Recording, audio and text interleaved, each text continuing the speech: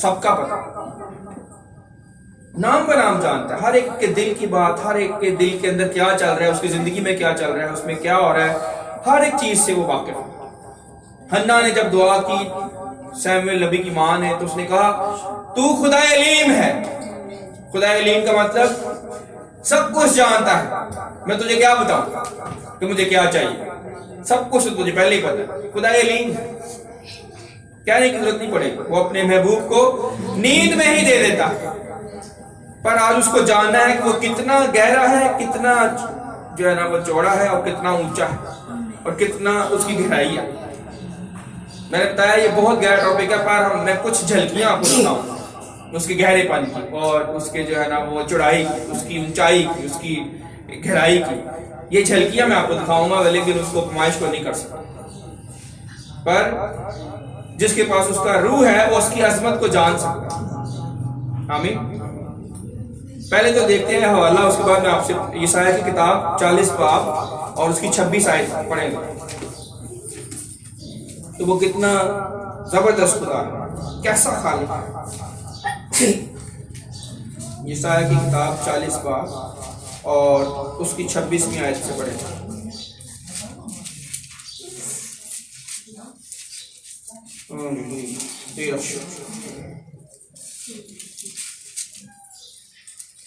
اپنی آنکھیں، یسایہ کی کتاب 40 باب اور 26 میں نکال لیے سب نے، غور سے سنیں سب۔ اپنی آنکھیں اوپر اٹھاؤ اور دیکھو کہ ان سب کا خالق کون ہے، وہی جو ان کے لشکر کو شمار کر کے نکالتا اور ان سب کو نام بہ نام بلاتا ہے۔ ہاللیلویہ۔ اس کی قدرت کی عظمت اور اس کے بازو کی توانائی کے سبب سے ایک بھی غیر حاضر نہیں رہتا۔ آمین۔ یہ ہے ہمارا خدا، اس کی قدرت کی عظمت اور اس کے بازو کی توانائی کے سبب سے۔ اس کے بازو میں اتنا زور ہے کہ جب وہ بلائے نا سب کو آنا پڑتا ہے، وہ کھینچ لاتا ہے، نہ آئے اس کو کھینچنا بھی آتا ہے، جو نہ کرے گا اس کو کھینچ کے لے آئے گا، گھسیڑ کے لے آئے گا۔ اس میں ابلیس کے فرشتے بھی ہیں، وہ جتنا مرضی کہیں ہم نہیں آنا چاہتے، ان کو آنا پڑے گا، آگے آئیں گے 1 منٹ میں۔ ان کو پتا ہے کس نے بلایا ہے۔ جیسے کوئی سخت افسر ہو نا کسی محکمے میں، تو وہ کال کرے یار یہ فائل لے کے آؤ، تو ان کو وقت پڑ جاتا ہے، جس نے فائل لے کے جانی یار کلاس نہ ہو جائے، وہ بھاگے جائے گا۔ تو خدا جو اتنی بڑی کائنات کا مالک، بلکہ کئی کائنات ہیں اس کے، کئی جہاں ہیں اس کے اندر، اور اس نے بنائے ہوئے ہیں، اور وہ ان کو نام بہ نام جانتا ہے۔ یہاں پہ جو ہے لکھا ہے، یسایہ کہتا ہے ان کے لشکروں کا شمار کر کے، 1 ارب ارب سے بھی زیادہ سٹار ہے، ان کا شمار کر کے ان کو نام بہ نام بلاتا ہے، اور وہ حاضر ہو جاتے ہیں۔ کیوں؟ کیونکہ اس کے بازو میں طاقت اتنی ہے، زور ہے۔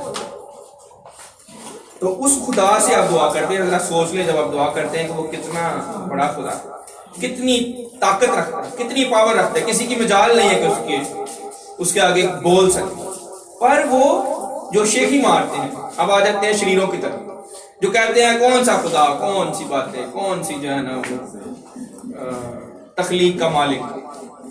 ہم نہیں بلیو کرتے، جو نہیں خدا کو مانتے وہ ہنسی مذاق میں ٹھٹھوں میں اڑا دیتے، پر خدا کیا کرتا ہے؟ خدا ان کا ٹھٹھا اڑاتا ہے۔ لکھا ہے وہ جو تخت پہ بیٹھا ہے ان کا مذاق اڑائے گا، یعنی ان کا مذاق اڑائے گا۔ خدا کہے گا یہ کچھ بھی نہیں۔ یعنی ایک وقت میں کوئی شخص ان کے پاس سے گزرے تو وہ ہنس رہے ہیں خدا کے اوپر، پر جب وہ واپس آئے گا تو وہ ہوں گے نہیں، وہ نظر ہی نہیں آئیں گے۔ تو انہوں نے کس کا مذاق اڑایا؟ خالق کا۔ یعنی وہ اتنا پاورفل ہے کہ وہ صبح کو نظر آئیں گے ہنستے ہوئے، پر شام کو ختم ہو جائیں گے۔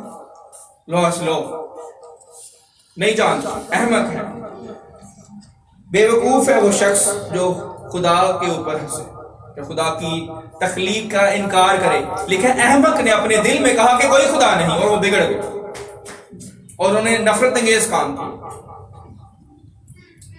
اتنی زبردست چیزیں آپ کے ارد گرد روز کام کرتی ہیں، آپ کی لائف میں روز کام ہوتا ہے، اور پھر بھی اگر کوئی خدا کا انکار کرے اور خدا کی عظمت کو نہ سمجھے تو وہ سزا کے لائق ہے۔ جس طرح لکھا ہے، پولس رسول کہتا ہے کہ جس طرح موسیٰ کی بات کو رد کرنے والے موسیٰ کی بات کو رد کرنے والے دو گواہوں کے ساتھ ان کو جو ہے نا سنسار کر دیا جاتا تھا، پتھر مار دو. خدا نے خود اجازت دی تھی، قانون تھا شریعت میں کہ جو خدا کی بات کو نہیں مانتا، موسیٰ کی بات کو جو نہیں مانے گا، خدا نے یہ بھی کہا تھا کہ جو موسیٰ کہتا ہے وہ کرو، کہ جو موسیٰ کو میں کہتا ہوں وہی موسیٰ کرتا ہے، تو جو موسیٰ کہہ رہا ہے وہ کرو، جو موسیٰ قانون ٹھہرا دے گا وہ ماننا پڑے گا. خدا یاد رکھیں کہ خدا خود بھی اپنے خادم کو، جس کو وہ خادم مقرر کر دے اس کا لحاظ کرتا ہے. یہ ہے ہمارا کتنا پیارا خدا، طاقت میں سب سے زیادہ زراور ہے، پھر بھی اپنے خادم کا لحاظ کرتا ہے کہ یہ میرے خادم نے کہہ دیا، حالانکہ وہ توڑ سکتا ہے اور خادم کچھ بھی نہیں کہے گا، خادم کچھ کہہ نہیں سکتا، پر خدا اس کی زبان کے ایک لفظ کا بھی لحاظ کرتا ہے کہ میرے خادم نے کہا اب ایسے ہی رہنے دو، تبدیل نہیں کرتا. تو اتنا زبردست خدا ہے. جب موسیٰ کی شریعت کو توڑنے والا نہیں بچ سکا، تو آج ہم یسوع مسیح جو اس کا پیارا بیٹا ہے، اکلوتا بیٹا جو اتنی زبردست ہستی کا بیٹا ہے، اس کی بات کو ہم آسان لے کے یا لائٹ لے کے یا اگنور کر کے ایک طرف کر کے ہم کیسے بچ جائیں؟ نہیں بچ سکتے. مت دھوکہ دیں اپنے آپ کو. ہاں اگر آپ میں کمی ہے، کمزوری، اور آپ اپنے آپ کو زراور کرنا چاہتے ہیں، سیکھنا چاہتے ہیں، تو اس سے مانگیں، پر اس کو یہ نہ سمجھیں کہ اس کو پتہ نہیں ہے یا میں کوئی اشارے لگا کے نکل جاؤں گا. نہیں نکل سکتے، بچ ہی نہیں سکتے، کوئی چارہ نہیں. اس لیے اس کے سامنے اپنا دل کھول دے کہ خدا میں یہ ہوں، یہ میری کمزوری ہے اور یہ میری طاقت ہے. اگر تو میری مدد کرے گا تو میں سیکھ سکوں، تو میری مدد کر تاکہ میں بچ جاؤں، میں ان ساری آزمائشوں میں سے باہر نکل جاؤں، تو ہی بچا سکتا. اپنے آپ کو خداوند کے ہینڈ اوور کر دیں. اسی لیے یسوع مسیح نے کہا کہ ہمیں آزمائش میں نہ ڈال، بلکہ ہم اپنی قوت سے نہیں بچ سکتے. خدا کو کہیں کہ بچا ہمیں، خدا ہی آپ کو سکھائے گا. یہ علم خدا آپ کو دے گا کہ کیسے بچنا ہے. اور اگر وہ نہیں چاہے گا تو ایوب جیسے بندے دیکھ لیں، کتنا علم تھا، کتنا صبر تھا، صبر، علم، پاکیزگی، راست بازی، غربت بھی نہیں تھی، امیر تھا، نوکر چاکر ہر چیز کی، پر نہیں بچ سکا، اپنی قوت سے نہیں بچ سکا. اینڈ پہ اس نے توبہ کی ہے، اس نے کہا معاف کر دے، میں تجھے نہیں جانتا، میں نے یہ سوچا کہ میں خود بچ سکتا ہوں، کرنے میں نہیں بچ سکتا. اسی لیے یاد رکھیں کہ خدا سے ہمیشہ ڈرتے رہے، کانپتے رہے. اتنا پیارا اور اتنا زبردست خدا، اس کی مہربانی ہو تو ہم سانس لے سکتے ہیں. ایک قطرہ بھی پانی کا ہمارے اندر نہیں جا سکتا. آمین. اب میں آپ کو ایک چیز بتانا چاہوں گا. پہلے ایوب کی کتاب سے حوالہ پڑھ لیتے ہیں، پھر میں آپ کو بتاتا ہوں. ایوب کی کتاب میں چلتے ہیں، 37 باب اور 14 آیت پڑھتے ہیں. ایوب جو ہے اپنے دور کا سائنسدان تھا. سمجھ لیں آج کے دور میں جیسے کوئی سائنسدان ہوتے ہیں نا، بڑے ٹیسٹ کرتے ہیں، بڑا علم ہوتا ہے، تو اس دور کا بڑا علم تھا ایوب کے پاس. اس وجہ سے اس نے ایسی باتیں کر دی ہیں جو اس کو بعد میں پھر معافی مانگنی پڑی. ایوب کی کتاب اور اس کا 37واں باب اور 14 آیت.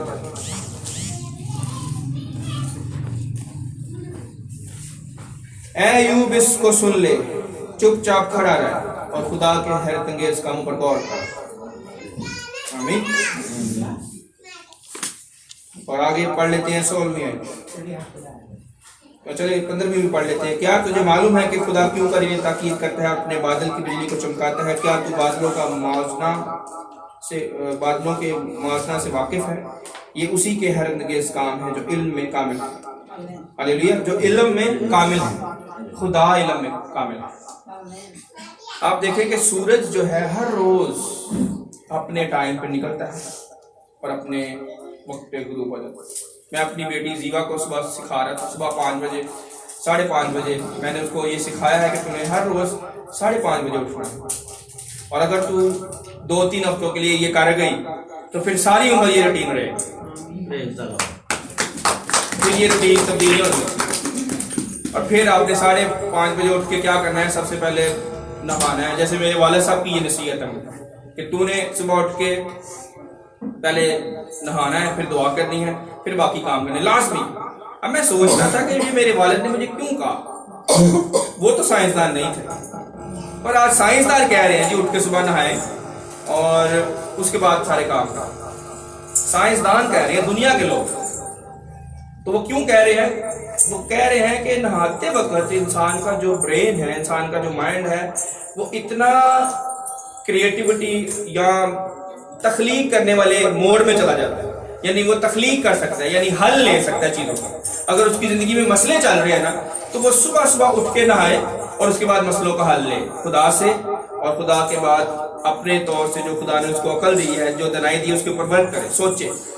اور انہوں نے یہ جو ہے نا نتیجہ نکالا ہے کہ 8 بجے سے پہلے پہلے کام ہونے ہیں سارے، جو فیصلے ملنے ہیں نا آپ کو خدا سے، جو آپ کو حل ملنے ہیں، 8 بجے سے پہلے پہلے ملنے ہیں۔ بعد میں آپ کا کبھی دروازہ کھٹنا ہے، کبھی کال آنی ہے، کبھی کچھ ہونا ہے، کبھی کچھ ہونا ہے، اس وقت آپ حل نہیں لے سکتے چیزوں کا۔ تو آپ نے ارلی اٹھ کے آپ کا برین اس طرح سے جو ہے ٹرین ہو جائے گا۔ اور جتنے بلینئرز ہیں، ارب پتی لوگ ہیں، ریچسٹ لوگ ہیں، کامیاب لوگ ہیں، وہ صبح جلدی اٹھتے ہیں۔ یہ میجورٹی، کچھ لوگ ہیں جو رات کو کام کرتے ہیں، پر میجورٹی 70 to 80% صبح جلدی اٹھتے ہیں۔ داؤد صبح جلدی اٹھتا، بربت اس نے کھڑکی میں لٹکائی ہوتی تھی اور ہوا جب آتی تھی تو وہ جلدی اٹھ جاتا تھا، اس بجتی تھی ہوا سے تو وہ اس کی آنکھ کھل جاتی تھی۔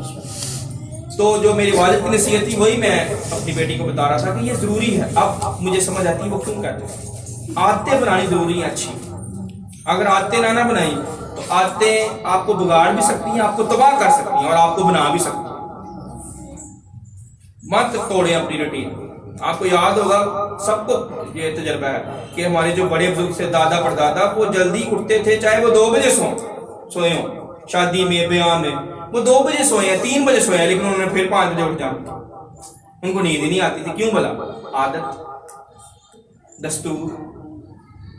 تو یہ دستور جو ہے وہاں پہ لکھا ہے بائبل میں، یسوع مسیح اپنے دستور کے مطابق جو ہے گسمنی باغ میں جو ہے وہ دعا کرنے کے لیے گیا۔